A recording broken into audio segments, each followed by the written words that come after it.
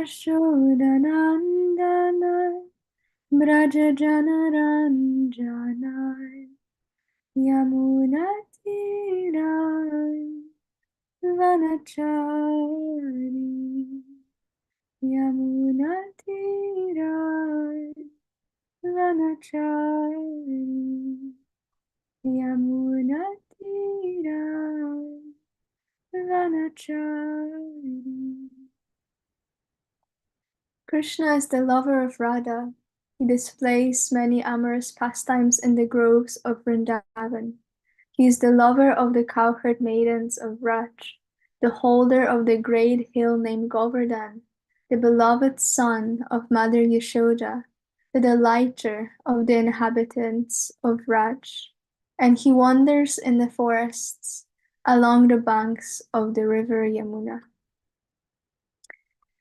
Om Ajnanatirandasya Jnananjanashalakaya Chakshurunmilitam Yena Tasmai Shri Gurave Namaha. And this is Garuda Prabhu's translation of the prayer. The universe embraces each one of us, yet we can be so blinded by darkness. Because our true teachers guide us with the torchlight of knowledge, our eyes can be opened to the power and sweetness of illumination. Therefore, let us bow down to all those who guide us on our spiritual path.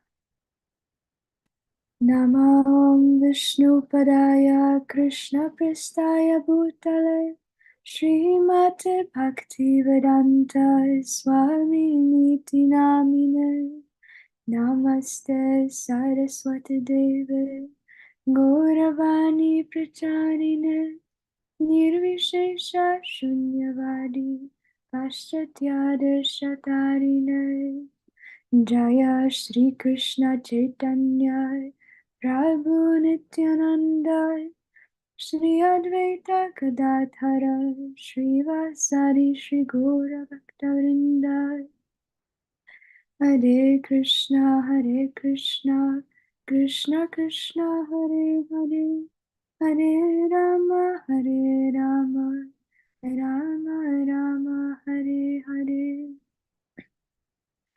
And here I add one more prayer by Surdas, an exalted Vaishnava poet. I offer my obeisances to my spiritual master, who gave me beautiful Kantimala, effulgent tilak, the beautiful form of a devotee, and who offered me the shelter. In one of his or her hands, she is holding my hand, and with her other hand, she is holding the lamp of knowledge, which helps me to cross over the dark ocean of the material world. Surdas says my guru deserves the greatest respect because only she can rescue one in the blinking of an eye. I bow to him and her again and again and again. And I'm also specifically adding that because I want to recognize that gurus take all forms. So with those prayers, I want to beg, or rather ask, I don't think I'm this humble to beg, but I want to ask for the blessings that I may say something worth your attention and time, and that it can somewhat support you and us in this time together and extending into the day or weeks even. So please, put some kind thoughts towards me and we can begin. So as you already received in a chat, likely, today we are going over Srimad Bhagavatam, Canto 10, Chapter 59, verse 42. And I'll go ahead and share the screen. Or if I can, let's see.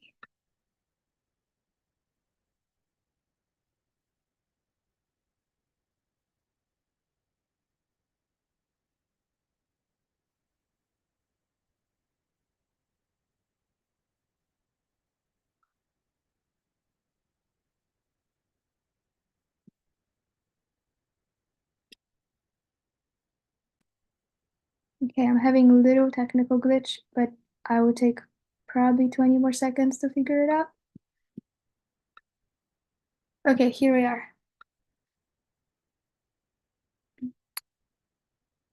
Good. So, Atu muhurta ekasmin nanagareshu takstriya yatopayam bhagavan tavadrupadharo yayaha. Synonyms: Atha, wood, and then. Muhurte, at the auspicious time. Ekasmin, same. Nana, various. Agarishu, in residences. Taha, those. Striyaha, women. Yatha, properly. Upayame, married. Bhagavan, the Supreme Lord. Tavat, that many. Rupa, forms. Taraha, assuming. Avyaya, the imperishable one. Translation and purport by exalted followers, disciples of Srila Prabhupada.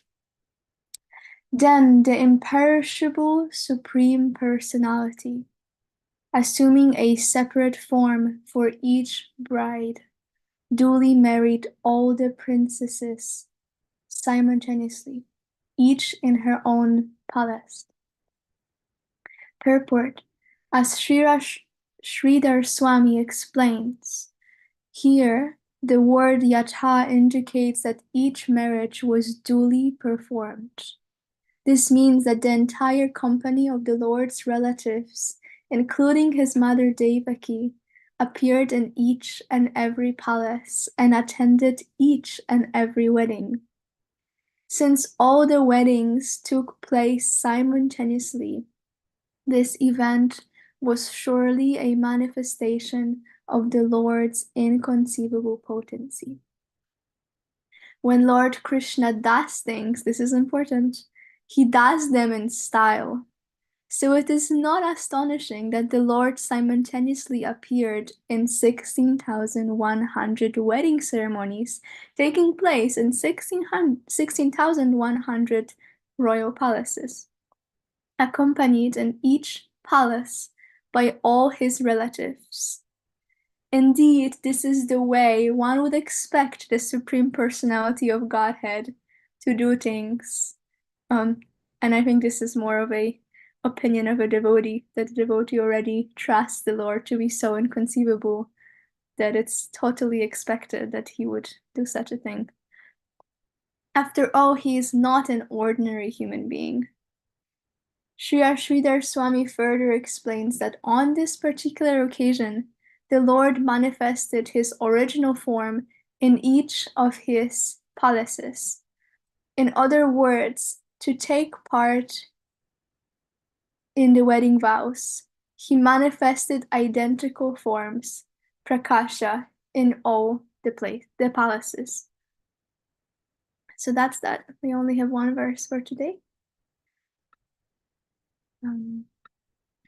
Let me gather my notes. So first I want to ground this in the chapter, because this is a section we're going through, or the verse that describes of what we already read, and simultaneously it also is placed in the chapter about the killing of demon Naraka. And so that is also quite important.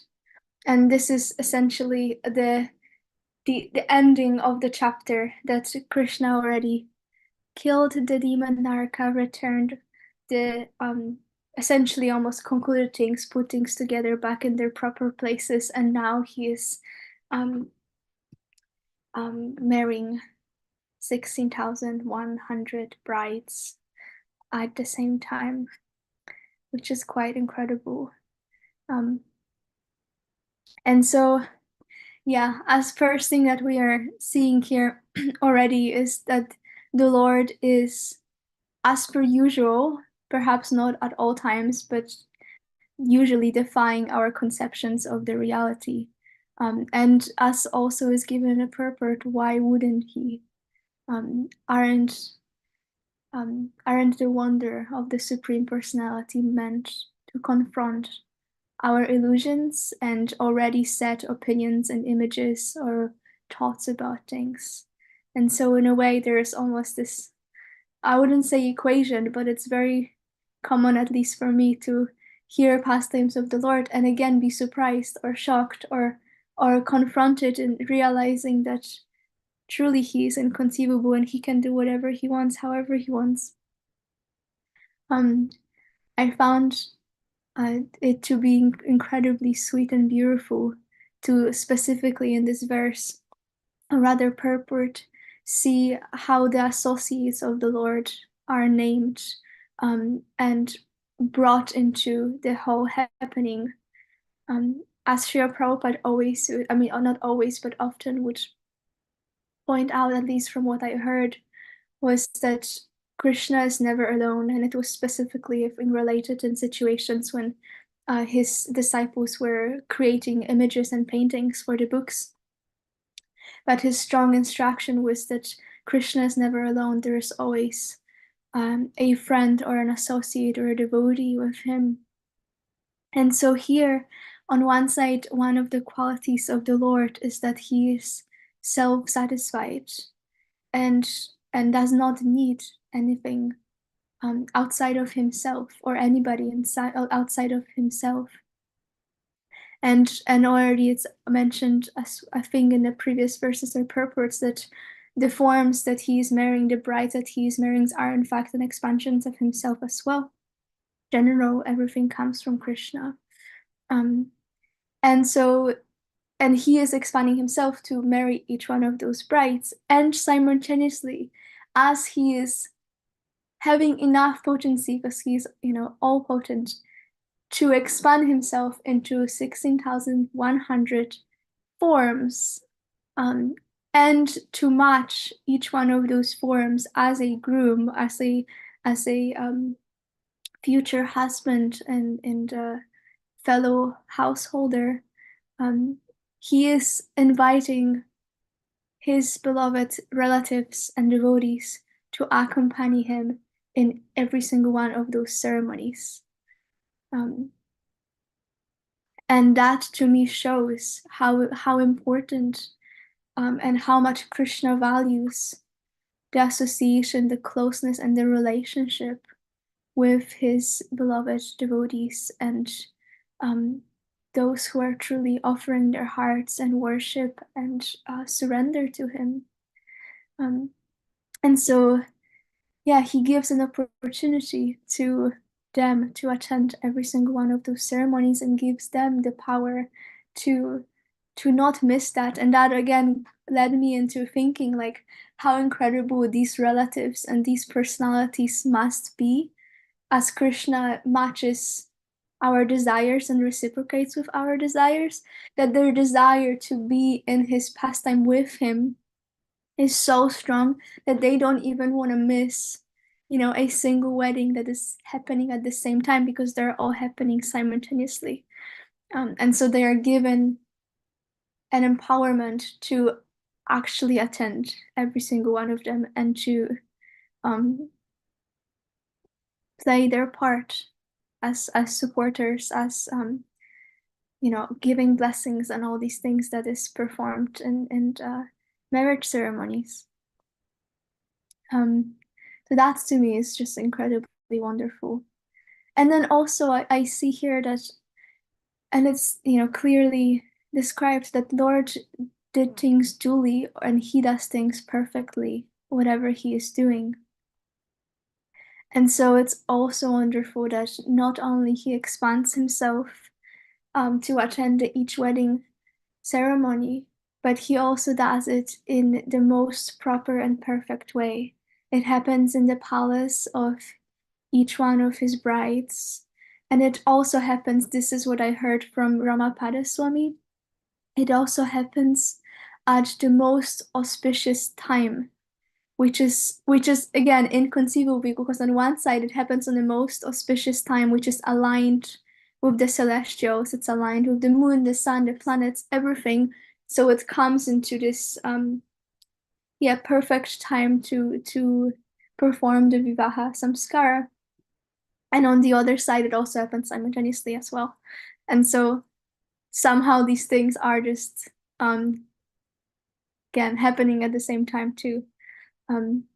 But still, he arranges things in a way that it happens perfectly in each one of those ceremonies, that all the people that need to be there, all the devotees that need to be there are there. The planets that need to align specific way are aligned in a specific way. It happens in the palace of his brides and of his bride, so, individually, and it just could not be, better. Um, and in this pastime, again, as I mentioned earlier, it is clear here too that the Lord is the conclusion, and both also is serving, which is an incredible quality and sweet truth about the Lord, which is that he also wants to serve, because it's about the relationship with his devotees. And so in the pastime, he is returning the stolen items to their proper places.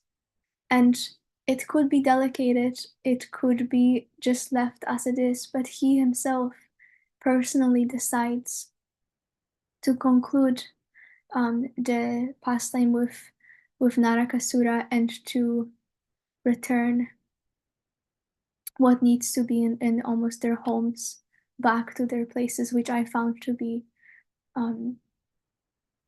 really beautiful and really sweet. And I wanted to speak a little bit about Narakasura in general, as this chapter is also honoring his pastime with the Lord. And so from my research, and first I will actually even speak about that he is related to Mother Earth. Recently we had Earth Day, and I find that to even be still sweet to have the reverberation. And of course, one thing that is really incredible for me personally is to see how in every pastime, whatever is involved is a personality. And specifically here in this pastime, we have the personality of Mother Earth, which is Bhumi. And that to me is incredible, that we are all having a relationship to some extent, even if it's a relationship of ignorance or hurt towards Mother Earth, as we are also living on this particular planet. And she is a person who has a son, which is mentioned in this pastime. She has her own paraphernalia, she has her own feelings, and she is relating to us in a way, in very strong ways, actually. And so that also shows that we, looking at the how everything is personal, means that we are in relation to everything or everybody. Which in a way means that the relationship to some extent is already potentially bringing more of a sense of loving connection. Because if we are relating to something personally, there is usually more intimacy and more pull towards like softness and service if we are really sensitive, or at least are attempting to be sensitive in those relations. So I found that to be in general like a side thought or of my own thought process, but also an inspiration for myself, which hopefully serves at least one other being. But Narakasura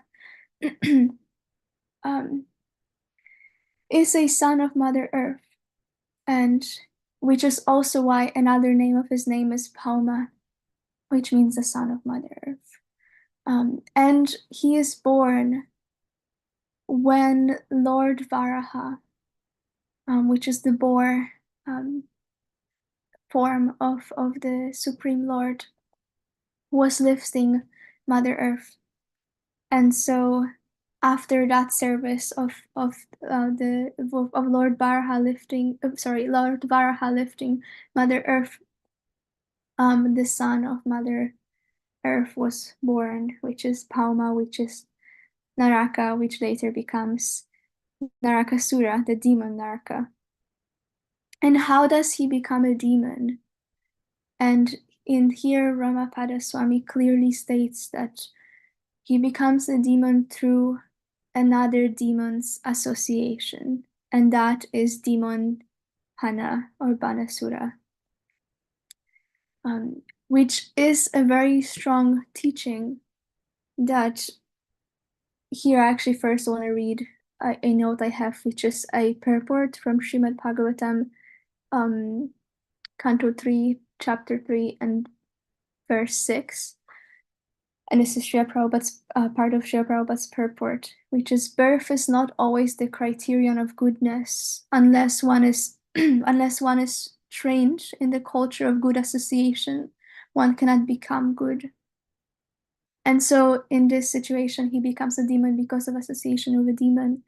And how it relates to us is that we can tap into goodness and transcend the modes of nature in the association of the exalted devotees, which is the goal of our lives.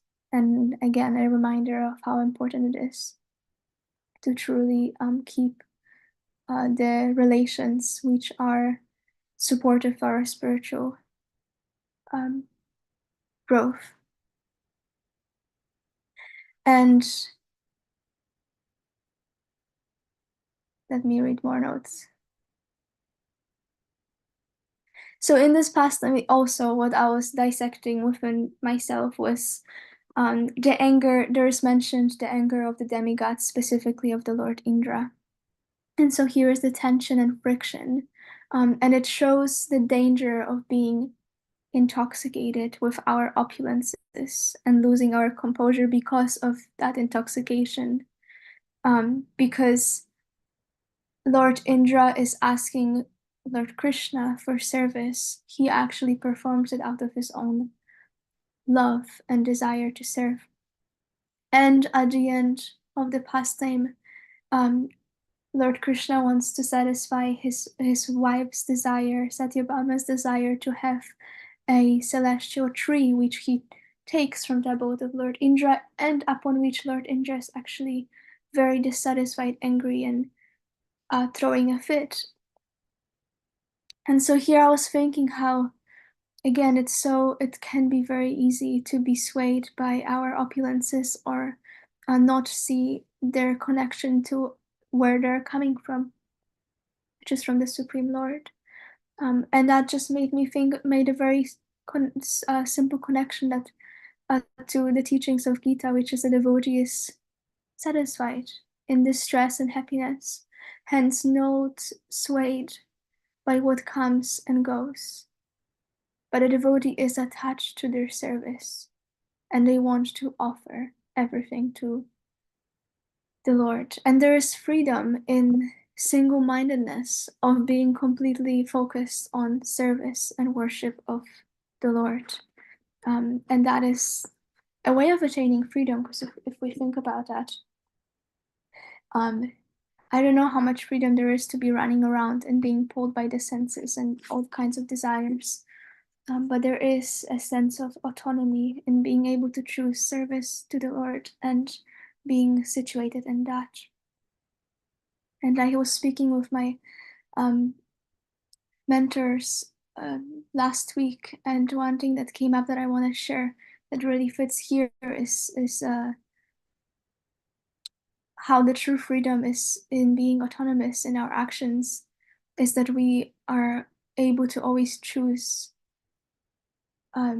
remembrance and chanting, that we can always choose the relationship with Krishna, and that the goal of life truly is to specifically develop the taste to chant, because through chanting, through that relationship, everything else comes. I want to read a little bit of Bhagavad Gita as it relates to these points. And then we will be concluding. So this is Bhagavad Gita 9:26 till 27 and 30. A leaf, a flower, a fruit, or water, one who with these expresses devotion to me in an offering of love, that I enjoy, for I am brought so near by an offering of love, from one whose very self is so devoted. Whatever you do, whatever you enjoy, whatever you sacrifice, whatever you bestow, whatever austerity you undertake, that enact as an offering unto me. Which is Krishna really inviting us towards the relationship through offering, and where we truly gain, even though that's not supposed to be the premise.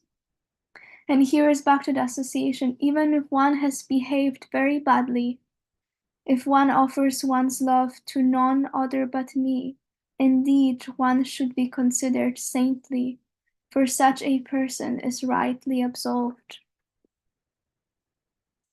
And so that's very inspiring for me, or hopeful even, that we can choose to leave our past as our past at any point of the day, night, and life, and just focus and absolve ourselves in the rightful person and position, which is being a servant of a servant of a servant of the Supreme Lord, or more so of our spiritual masters who serve the Parampara and the Supreme Lord.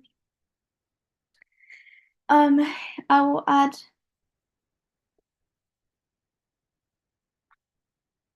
here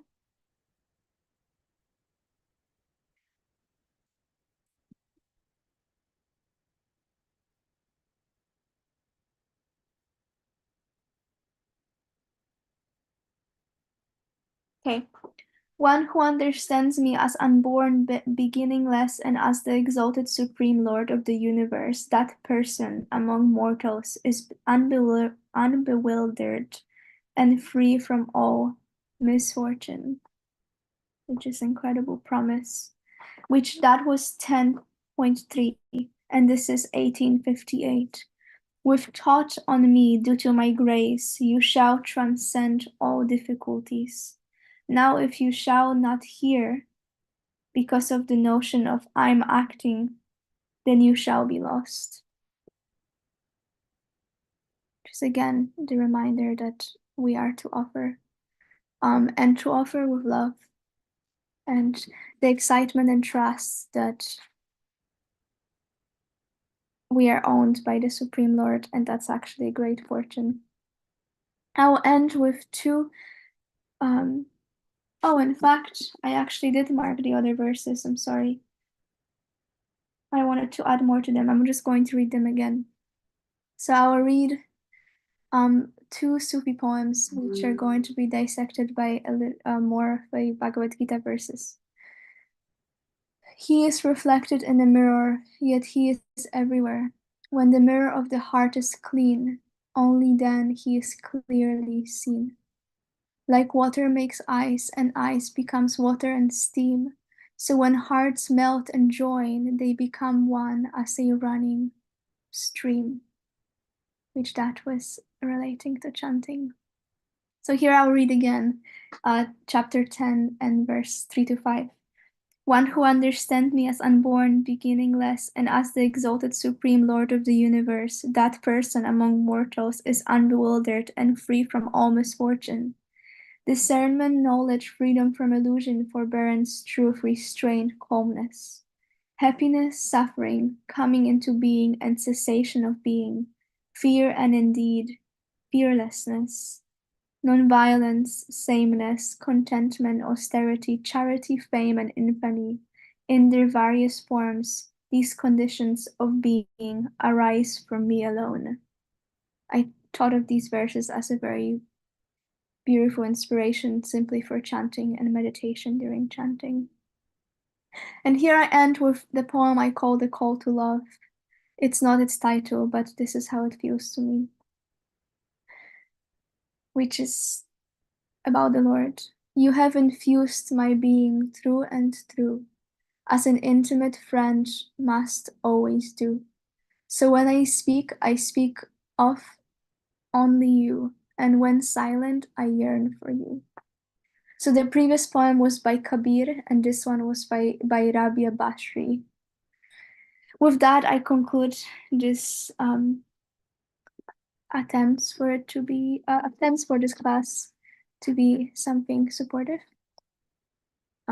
Maybe it will have an exalted title of a therapy, maybe not. But thank you so much for your attention and for hearing me and for giving your focus. And I would like to invite any reflections, corrections, comments, questions, anything else that comes. Ananda Manjari, wonderful class. Damodar Priya has a hand up, and there's a question in the chat. Bhakti Hugo has his hand up. We could do the question in the chat first. Okay, Neha says, like Krishna does everything in style, does he fulfill devotees' all desires in style too? How does Krishna fulfill your desires, Ananda Manjari? In style or not in style? First question is, Ekadasi is Saturday, so happy Saturday, Ekadasi. I hope you chant more rounds. So sorry. Yes, he does fulfill devotees' desires in style. The image that comes to me, it's not bona fide, but in dancing, you go forward and then sometimes you go backwards and then you do some flips and whatever. Krishna will not fulfill your desires straightforward. He will do some backflips. So I call that a lot of style, because he will still fulfill desires, even those which may not be as conducive to devotional service. This is why we come to earth, or we are not really come to earth. This is why we are reborn, because we have desires that we are still yearning to fulfill, which are separate from simply serving the Lord.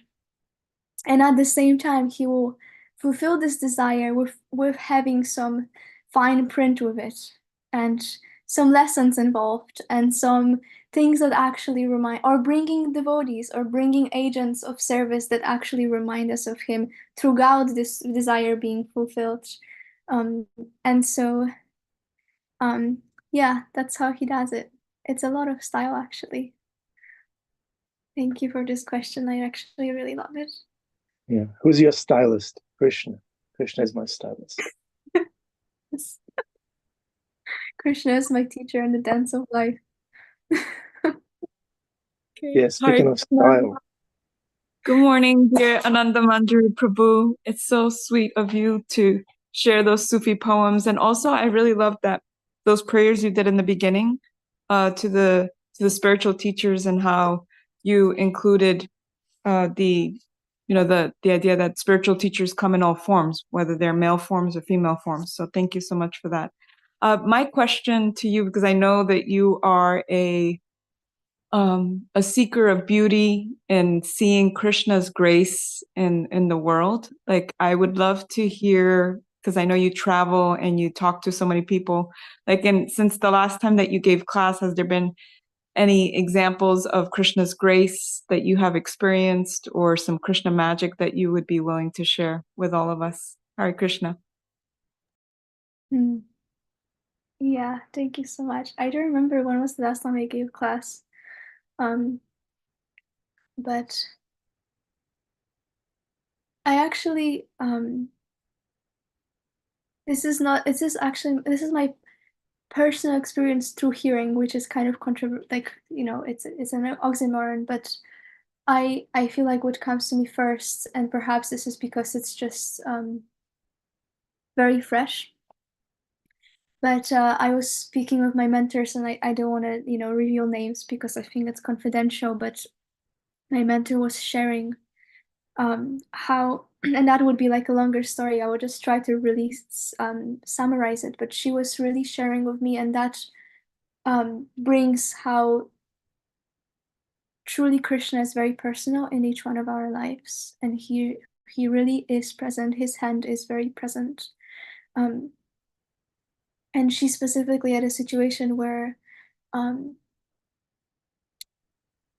father was extremely sick, and they were having to go through a lot of hospitals and visits and whatever. And on top of that, that person was struggling with like insurance and having to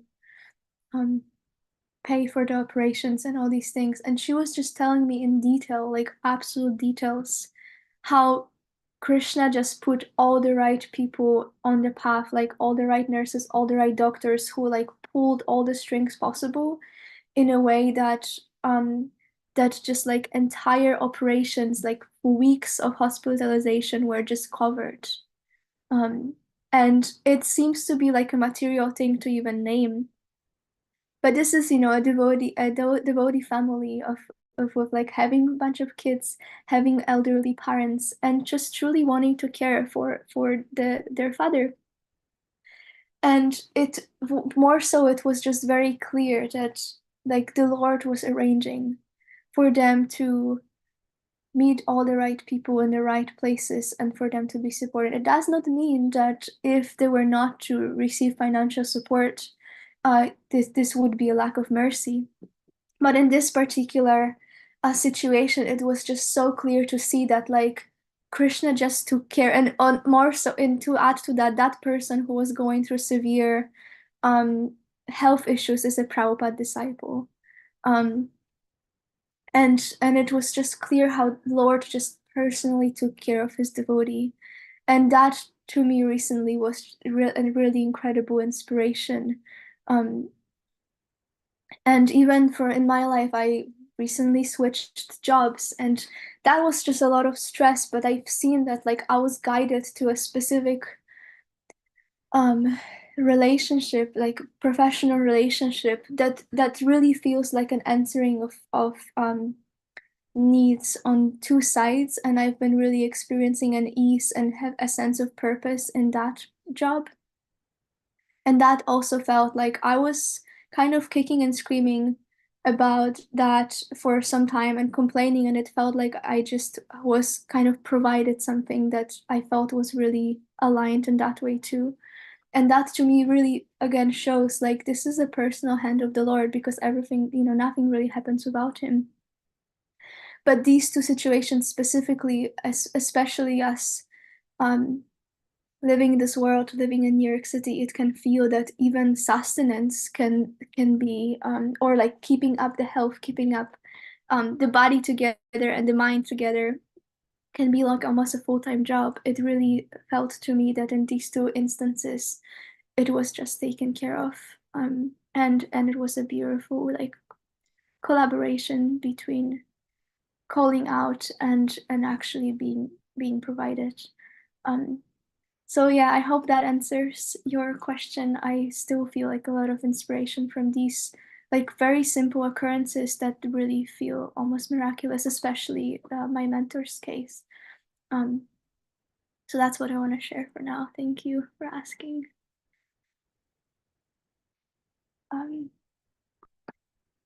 Dr. Hugo Prabhu had his hand up next. Yes, I was just waiting to see if you have any follow-up question or comment, or if it was satisfactory. I don't see your camera. I sent a lot of hearts, so yes, thank you. I do want to say I appreciate this question because it also brings again that sense of personalism. Like I am representing my spiritual master, and I'm trying to speak on Bhagavatam solely, and simultaneously you're kind of bringing out that sense of my presence and yeah, like how life flows through me and with me, and that is also very special. With that, back to Hugo, my dear friend. Please speak. Dear Ananda, Manjari, Devi, dasi. Hare Krishna, thank you for giving class this morning. Two reflections come to mind. I know we're quite short on time, so I'll try and be quick. But one reflection is that as you were speaking about, right, these wedding ceremonies and how Krishna was showing up with everything, the auspicious planets were lined up and all of his relatives were there. The palace was there, all the rites were performed simultaneously 16,100 times. The verse that came to mind was Sri Shopanishad invocation. Om Purnamadaha Purnamidam Purnat Purnamudachyate.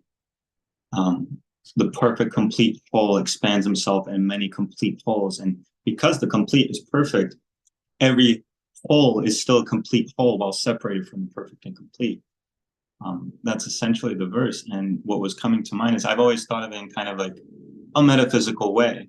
Like, okay, all the energies are still Krishna, all the universes, the planets are they're complete manifestations of Krishna, but Krishna is still beyond everything. Every universe is complete in itself, etc.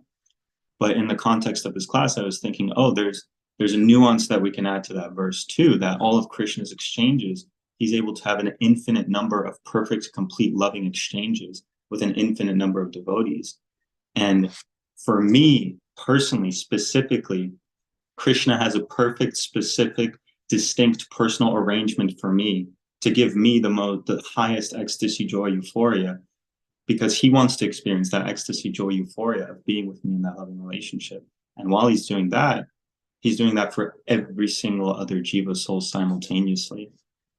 And that was really striking me. This, like, yeah, I mean, I know for me, I'm very limited in my capacity to love in this world. Even if I love someone very much, it's like, okay, but I only have so much resources. I only have so much time to travel to see them. I only have so much money to give them gifts.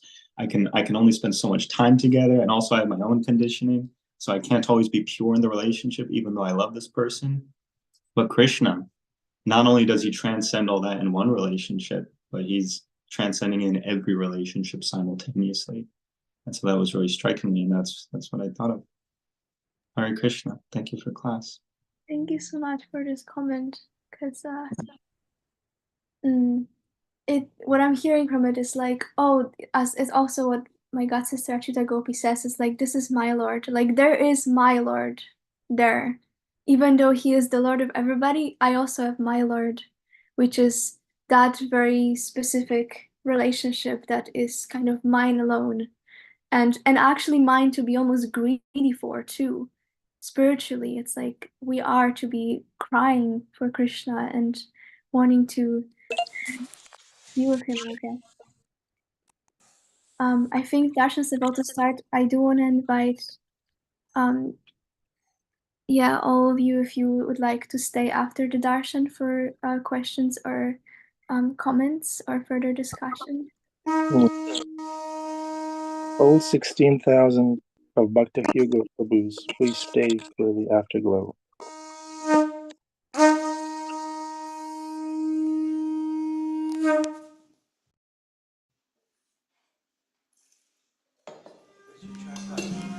It's okay, just point it toward the deities.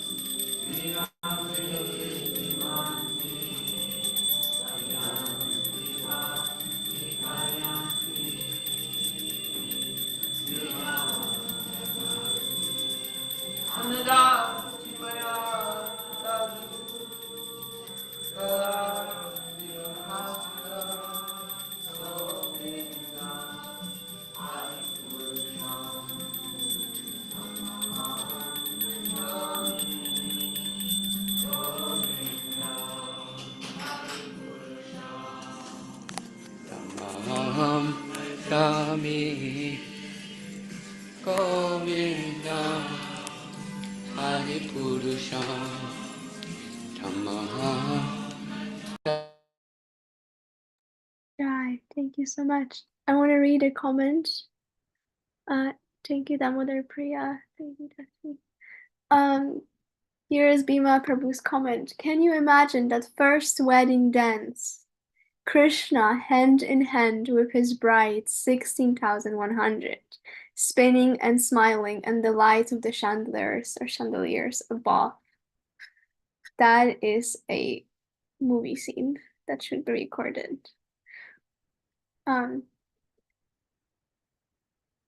Yes, Prashant Mudani, this is, yes, I will send it to you right now. I will be Googling Jamuna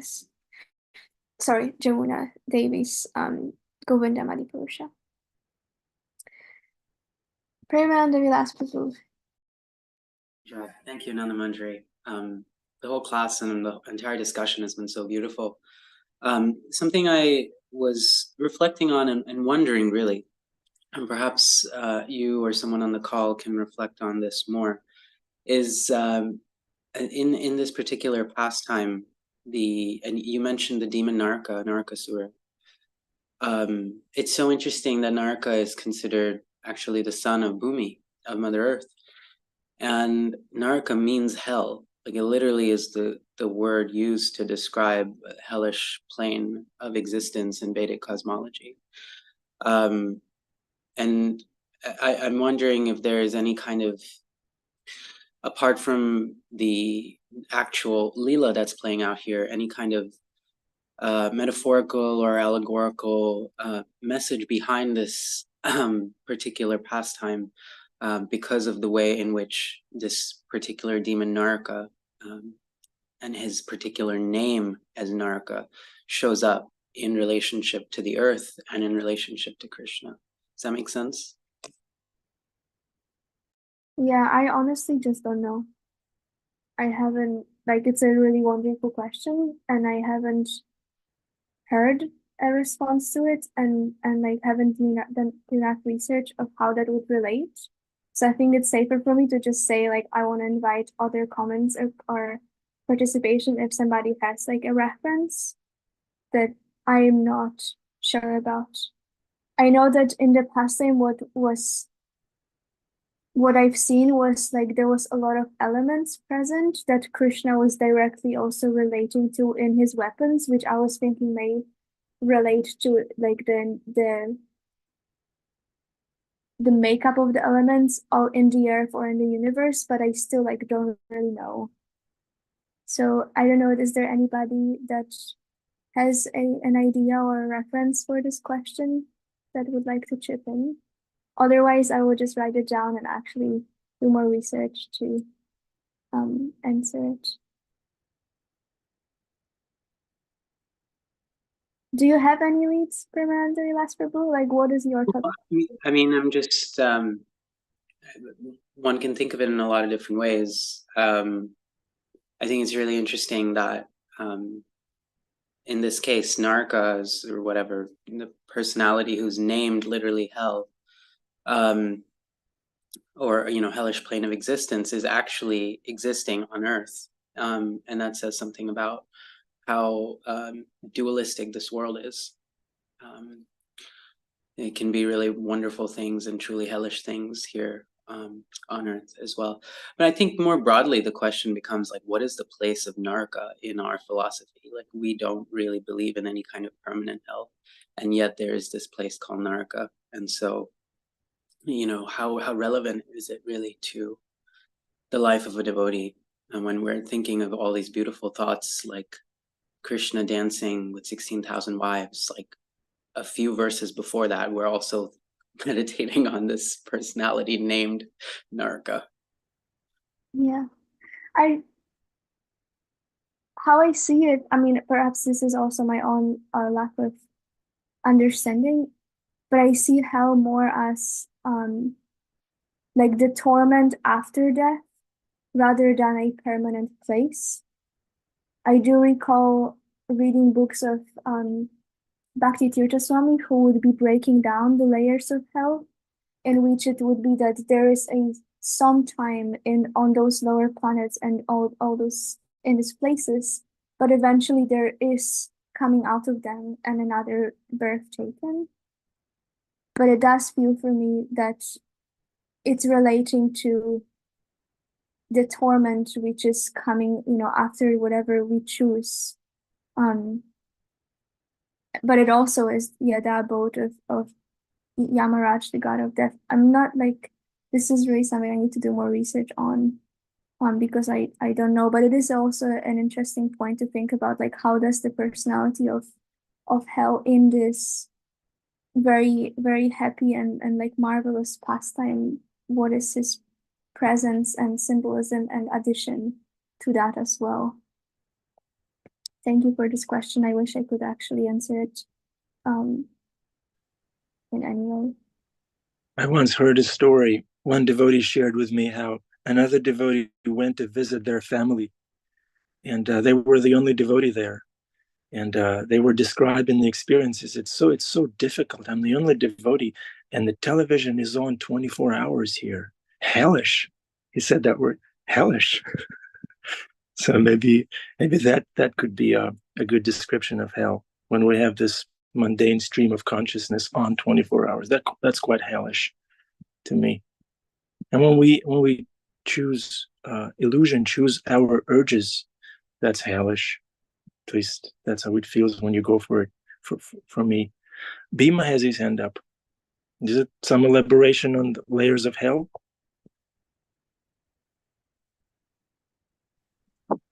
Hari Bol, wonderful. From the ballroom to hell.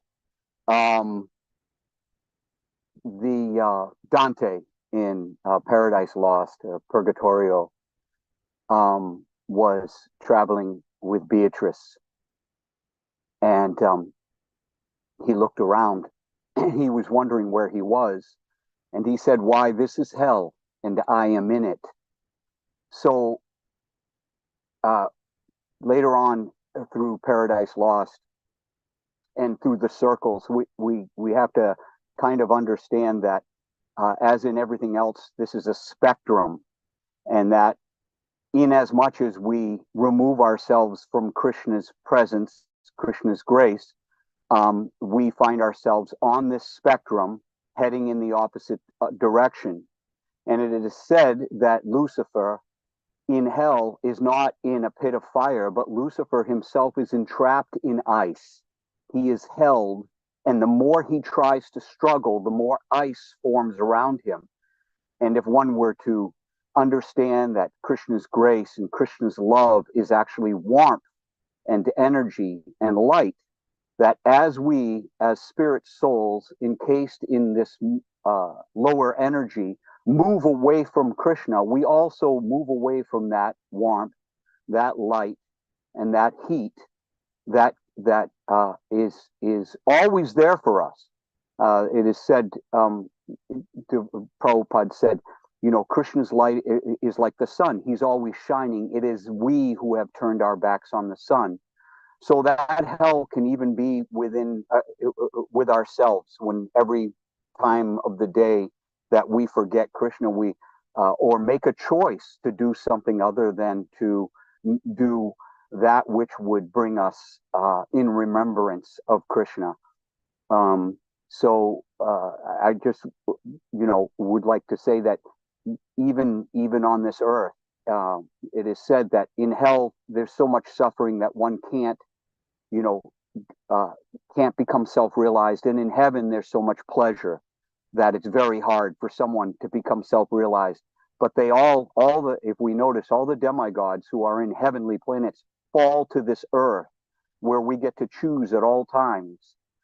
Every moment of the day, we get to choose which way we are facing, whether we are facing towards the light, towards Krishna, or whether we are walking off that dance floor because somehow Krishna, we have developed some kind of disdain to surrender to Krishna's hand. Hare Krishna.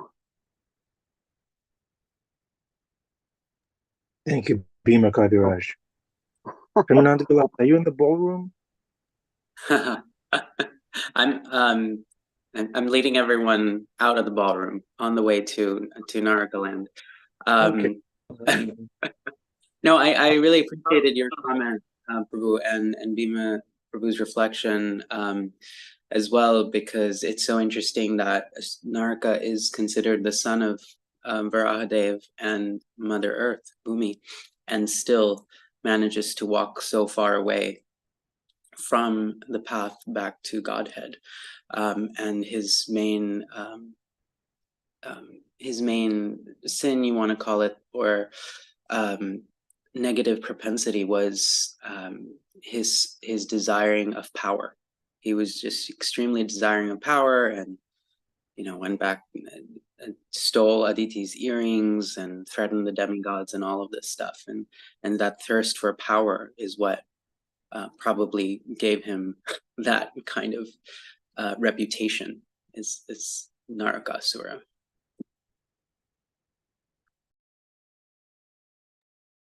Thank you, Prabhu. Yeah, we're not striving for power. We know that Krishna is all powerful. We're just trying to serve him. There's a question in the chat from Neha. So it's basically, Neha is asking if the Krishna's other wives are aware of each other. No. No? I mean, Thank you. Next question. Well, each one of the wives is experiencing an exclusive relationship with the Lord. And so he is expanding himself to have that exclusive relationship with each one of them. And she is experiencing an exclusive, it's like it's her husband. He is the only husband she is having, and she is the only one, the only wife that he is having in that specific expansion, in that form. What if we tell them, hey, there's 15,099 more? Will they be upset? Let's ask Bhakta Hyuga. We have 16,000 Bhakta Hyugas. Let's see how he feels. Are you aware of other Bhakta Hyugas, Prabhu? Oh, Krishna, the world can only handle one of me. I don't want to see more of me around. The world would fall apart.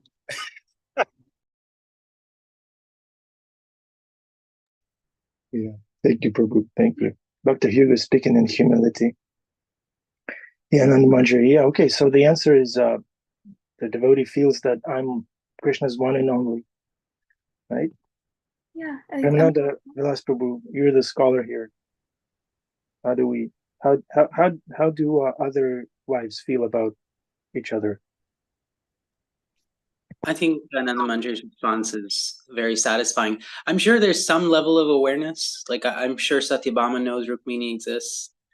I mean, there's a level of awareness, but the relationship is as absolutely, as Ananda Manjari said, a feeling of exclusivity with the Lord.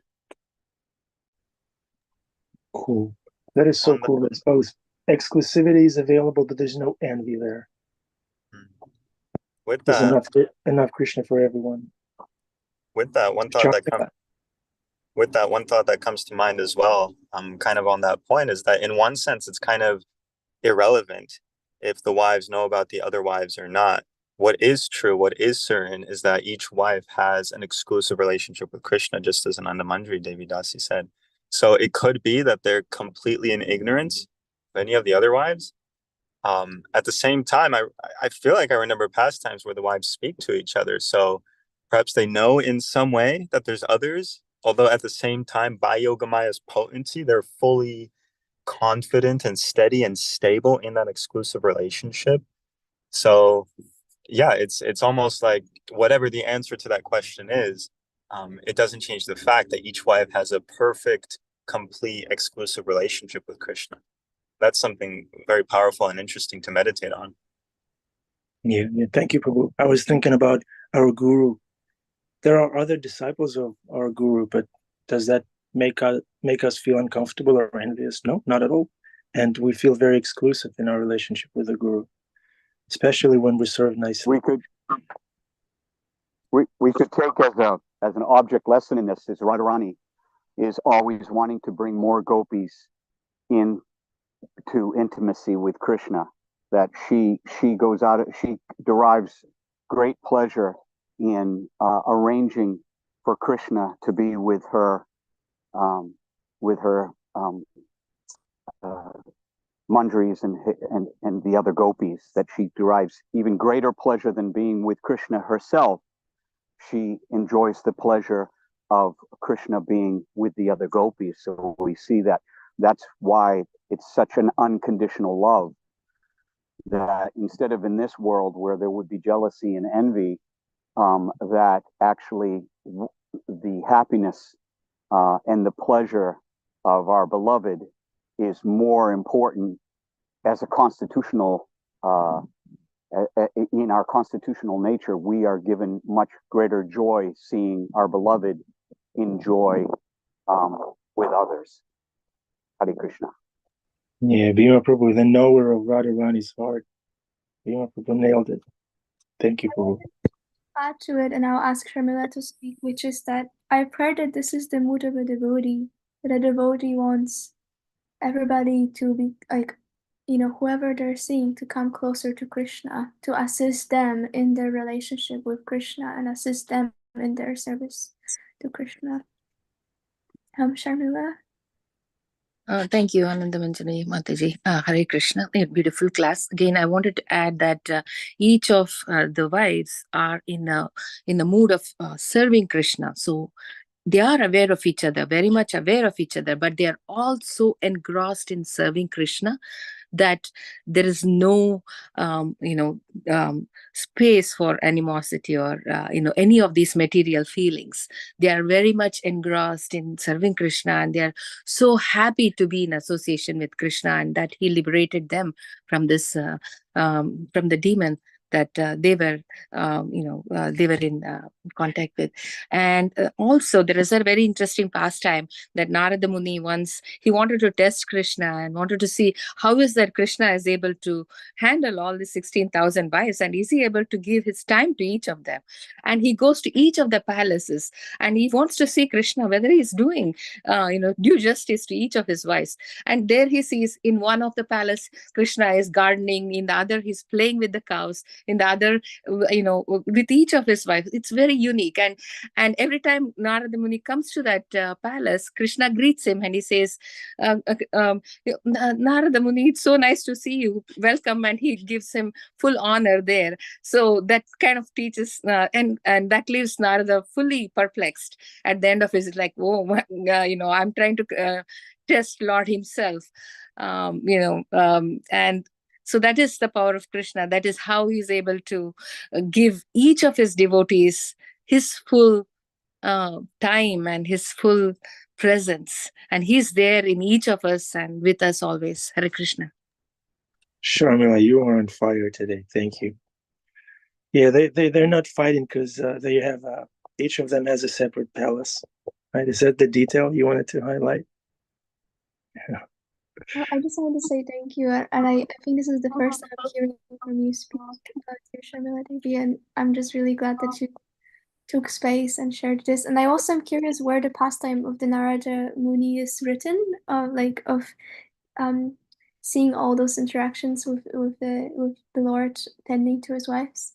If you would like to give a reference for that, but I'm really appreciating your contribution. Thank you. Yeah, I will find the reference and I will post it in the chat. Hare Krishna. Yeah. Chat, post it in the WhatsApp group, Sharmila. Sure, Right. will do. It's in Krishna. Okay, Hare Krishna, Hare Rama, everybody. Thank you for speaking, for keeping your cameras on. We are inspired by being seen by you, by looking at you. Have a wonderful day. Give it to Krishna.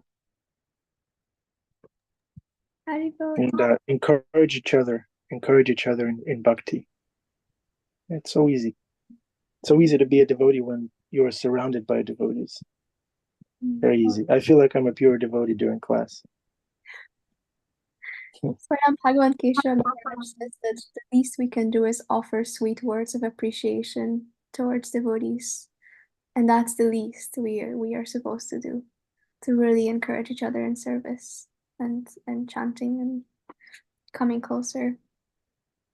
Yeah, sweet words offered to Krishna, sweet prasadam words offered to Krishna. Okay, Hare Krishna.